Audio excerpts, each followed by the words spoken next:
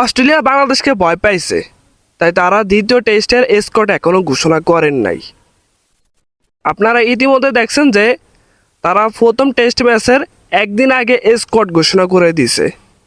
ভাবছে যে বাংলাদেশ তো নর্মাল টিম, বাংলাদেশ তো আমাদের কাছে 2 দিনের টেস্ট হেরে যাবে, তাই আমরা আগেই স্কোর ঘোষণা করে দেই।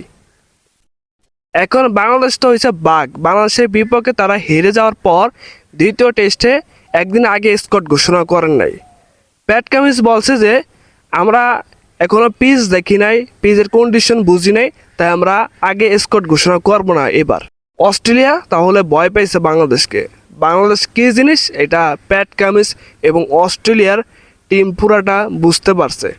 এখন বাংলাদেশকে সবাই চিনতে লেগেছে অন্যতম সেরার দল। তাই প্যাট কামিন্স এবার একদিন আগে স্কোর ঘোষণা করেন নাই।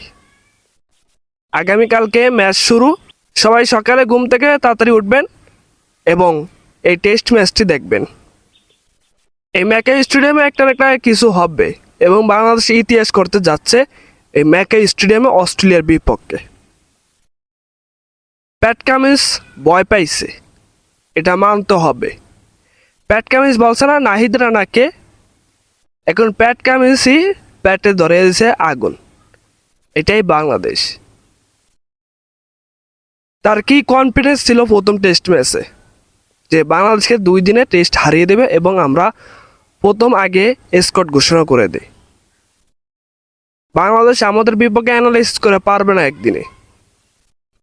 এখন বাংলাদেশ অ্যানালাইসিস ছাড়াই মাঠে প্রমাণ দিয়েছে যে আমরা দুর্দান্ত খেলতে জানি, আমরা বড় দলকে হারাতে জানি, আমরা টেস্ট ক্রিকেটের অন্যতম সেরা দল। এটা বাংলাদেশ মনে করিয়েছে অস্ট্রেলিয়াকে। সেই জন্য প্যাট কামিন্স আগে স্কোর ঘোষণা করেন নাই।